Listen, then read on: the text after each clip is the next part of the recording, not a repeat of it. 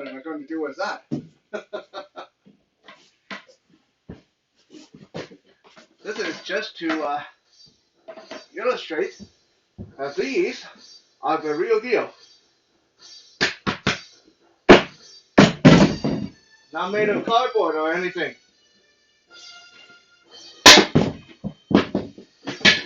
You hit it, it breaks. Huh? But of course, if I just use it to hit with an axe or a hammer, then this wouldn't be much of a show.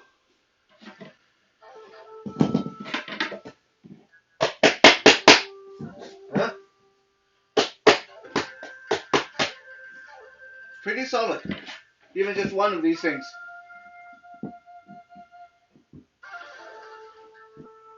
Those of you that watched my demonstration before have seen me break two at the same time. This time, we're going to break that record. I've got 1, 2, 3, and 4. 4 boards in one. We're going to see if we can do this. Break 4 at the same time. Definitely fall under the don't try this at home category, unless you know what you're doing. If you try this at home and end up with a busted arm, busted knuckle, busted hand, don't blame me. Trying to do this at this angle because I figured that this way the camera can actually see it. I'll tuck this behind. There.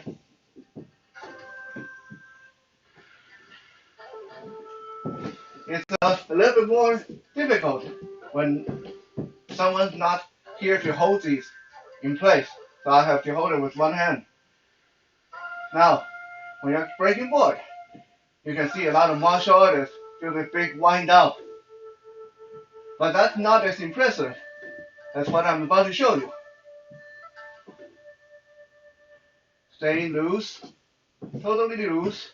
My arm, my finger, totally loose. I'm not winding up. I'm not using my muscle power. And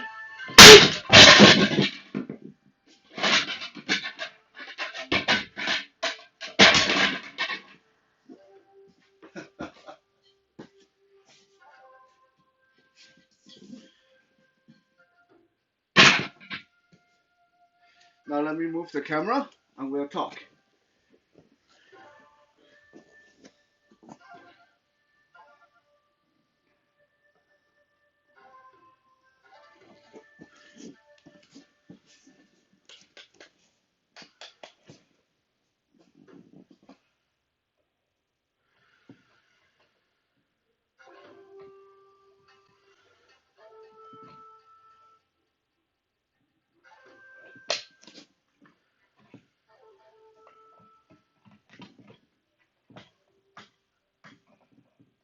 Sorry about that. Trying to find a way to position this so it's not too awkward.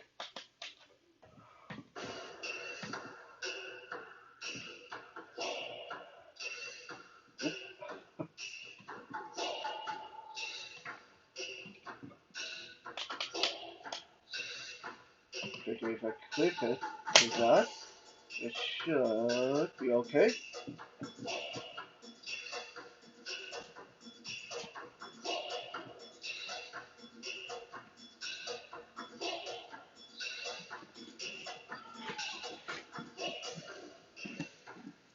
Let's move it a little bit outward, so you're not just looking at the training dummy.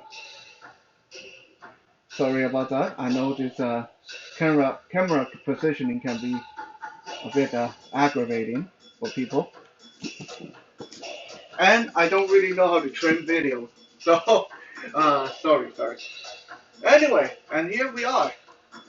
This is Sunday, April 5th, 2020.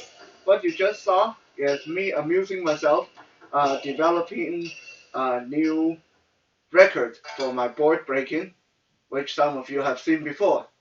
Like I said, don't try that at home unless you know what you're doing.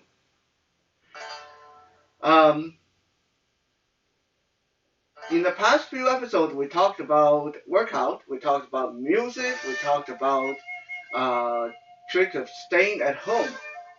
And again, I must reiterate that it's so important to stay active when you're staying home. Try things that you have not tried before. Do those, get into those projects that you have not gotten a chance to get into before. And this is a good time to develop our martial art training and self-defense training. So today I am going to skip over our Mandarin stuff, and I'm going to talk about how to develop what you just saw. What you just saw there with the board breaking is not muscle power. Like I showed you, I stayed absolutely loose. I do not do the big wind up. I don't do the traditional that kind of channeling my chi kind of, well, nonsense, like I was going to say. For self-defense purposes, what you need to work on is twitch power. A lot of people say that Bruce Lee was strong, Bruce Lee was fast, but what Bruce Lee really was good at was his twitch power. He wasn't stronger than, say, Hulk Hogan, he wasn't stronger than, say, Mike Tyson, but he was so good at outputting maximum energy at the twitch of a finger that made him a very good martial artist in his own right. And that's what we want to talk about, how to work on that. When you want to work on your twitch power, you don't want to be doing a lot of weightlifting, you don't want to be doing a lot of cardio.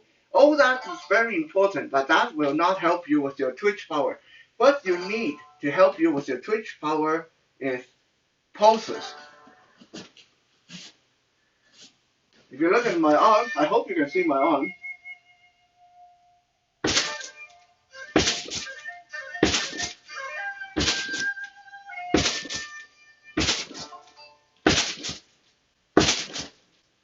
I'm hitting without pulling back. I'm not even doing a regular boxing stance.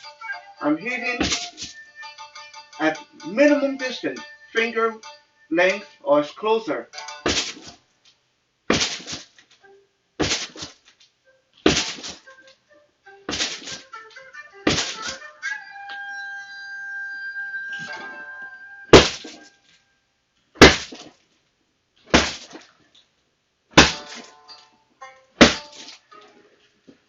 Repetition. Pulse at close distance. Repeat hundreds of times, thousands of times. I've been doing this. I've been working on this part of my arsenal for a good part of 7 years to get this comfortable with it. Legs, same thing. Don't try, rather than just focusing on working your big roundhouse kick, which you come from the ground and it's a very big solid kick. It's nice, yes. Work your pulses as well.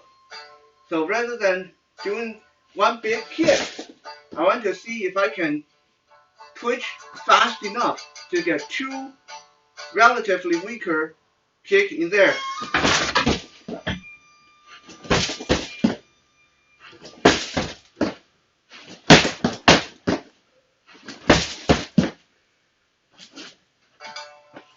It's not as strong, but it will help you develop that instantaneous ability to output an attack. And eventually, you do it long enough, you'll be able to do it hard.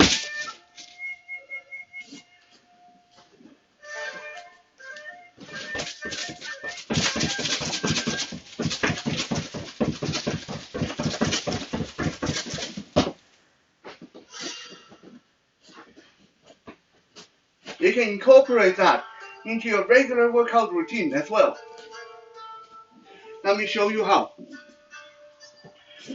Rather than doing a full squat, down, up, we will go down slightly, and then we'll pulse, like riding a horse. Up, down, very small motion, but it will engage your muscle group. And believe me, you do this for 3 minutes, you will get tired. When you get good at this, take one leg up, put your hand on something for balance, pulse with one leg, up, down, right? As fast as you can go, as long as you can go, switch leg, up, down.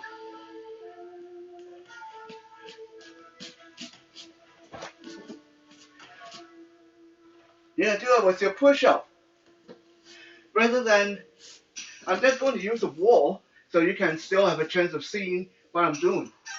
And I don't have to mess with moving the camera again. Rather than going down into a same full push-up and come up, I'm going to go down partway or go to the bottom and then move at that pulsing slow motion.